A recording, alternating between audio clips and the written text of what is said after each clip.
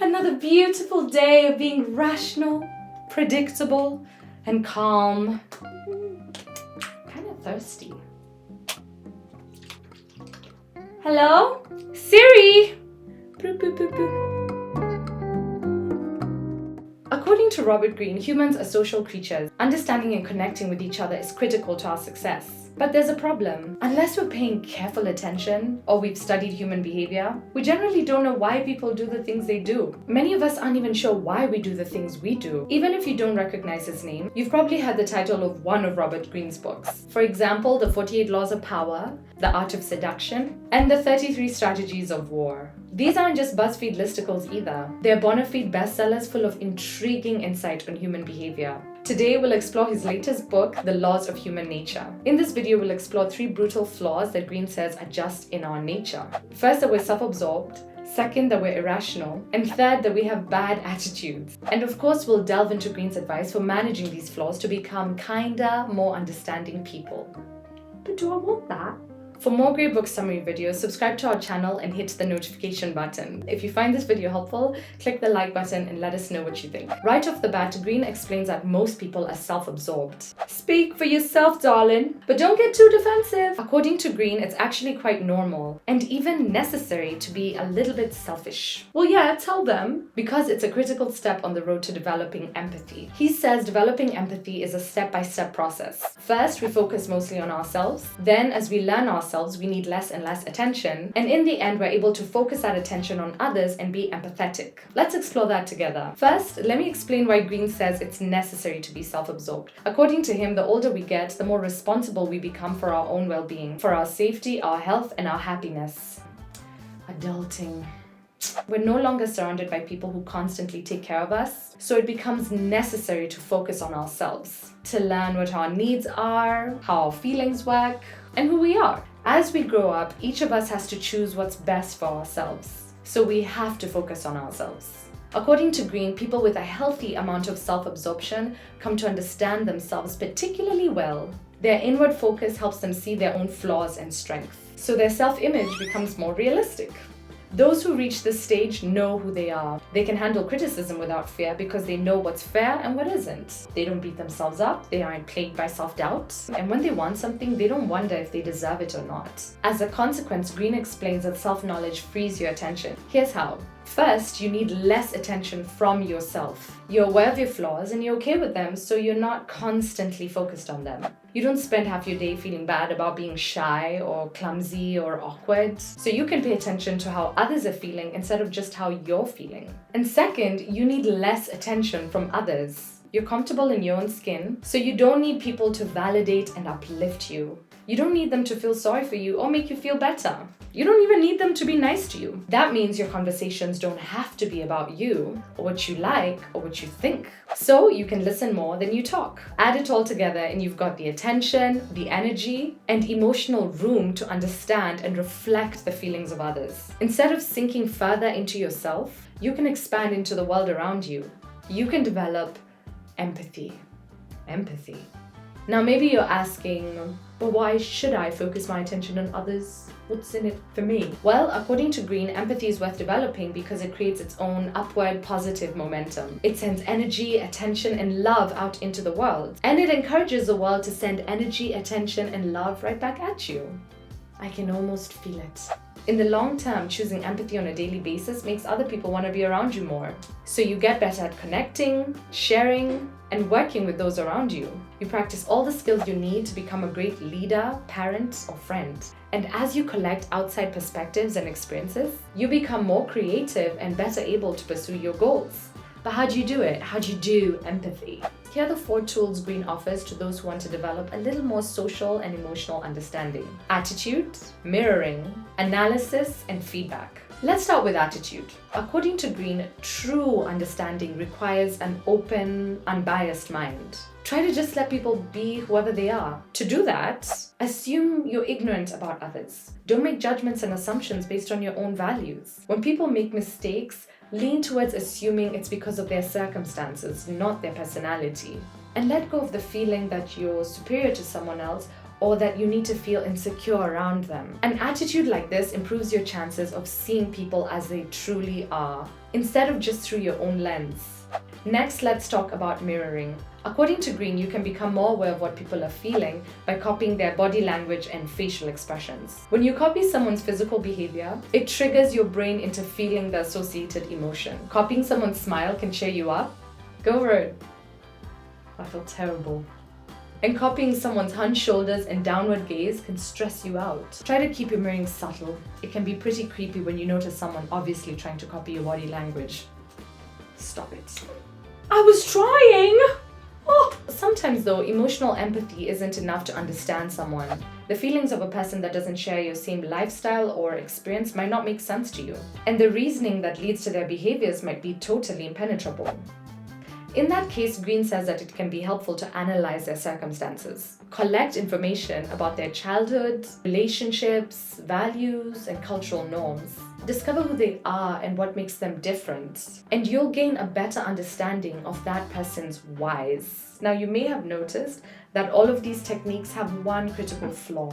No matter how carefully you use them, you can't guarantee that your results are accurate. What? That's why Greene says it's critical to seek feedback. Either ask people directly what they're thinking or feeling to see if your assessment was accurate, or pay attention to the way your responses affect your rapport. If you're using these techniques but your relationship is only getting worse, you're probably missing something important. Yeah. But in short, don't forget to communicate. Okay, that flaw wasn't so bad. What's next? Okay, so maybe calling us selfish wasn't the kindest thing Greene had to say, because his next point is that humans are irrational by nature. He explains that each of us is constantly feeling emotions, and those emotions affect our thinking. They push us towards thoughts and behaviors that make us feel good, or just better than we're feeling at the moment. The thing is, most people either don't know or don't believe how much their emotions influence their behavior. So we often think we're rational creatures, even though we're not. Well, not me. I'm rational. Worse, many of us deny that our emotions influence our thinking, and that makes us even more irrational. According to Greene, there are two primary sources that make us think and behave irrationally. He calls them biases and inflammations. Let's start with biases. Greene explains that the most common form of emotional thinking we succumb to is the desire for pleasure and the avoidance of pain. Basically, we want things that feel good and don't want things that feel bad. And that's the bias. Rationality isn't even part of the equation. Chocolate is way more rational than a piece of carrot. Nobody wants to eat that. According to Greene, the tendency to seek pleasure and avoid pain leads us into all kinds of trouble. For example, it's not pleasant to think we're irrational, that we're inferior to others, or that our mistakes cause problems for those around us. So most of us avoid believing those things. And likewise, it feels good to think that the beliefs we hold strongly are true and that the people we like are good. So we just act like it's natural to think that way, even though it's not. I won't talk much more about these biases. If you want to learn more about them in detail, check out our video, Thinking Fast and Slow.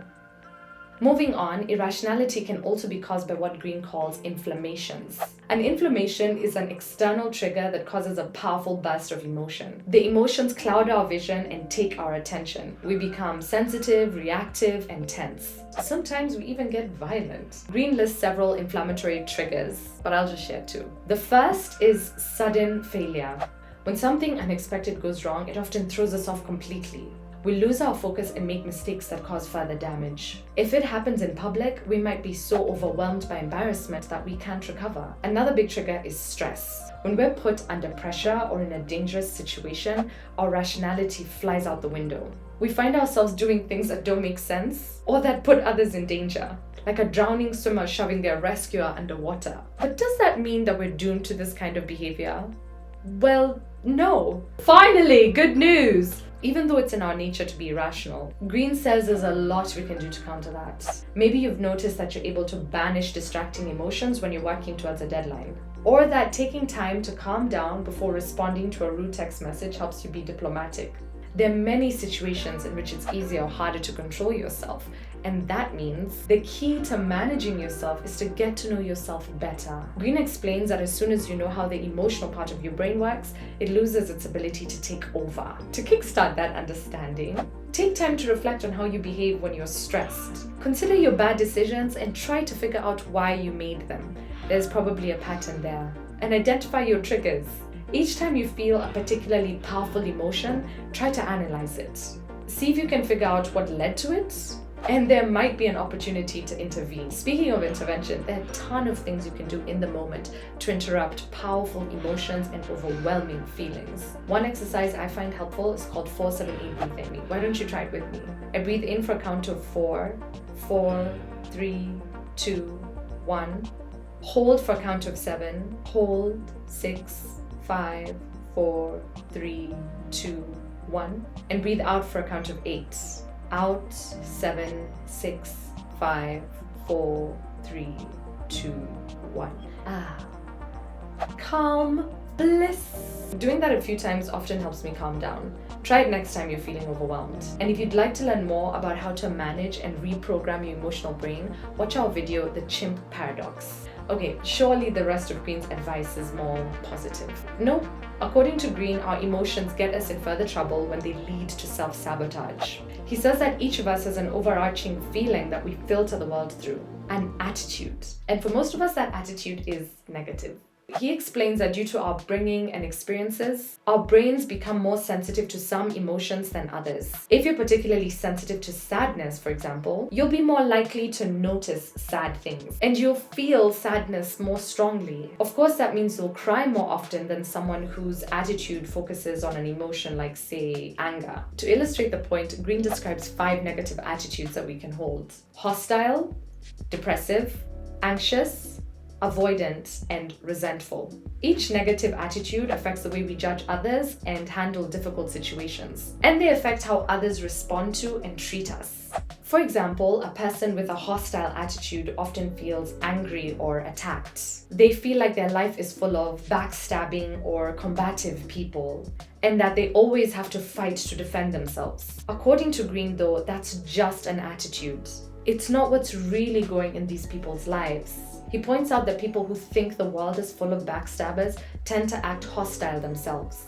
In doing so, they end up provoking the hostility they see. Similarly, people with an anxious attitude are afraid of losing control. They expect everything to be difficult, that people will let them down or they'll get hurt.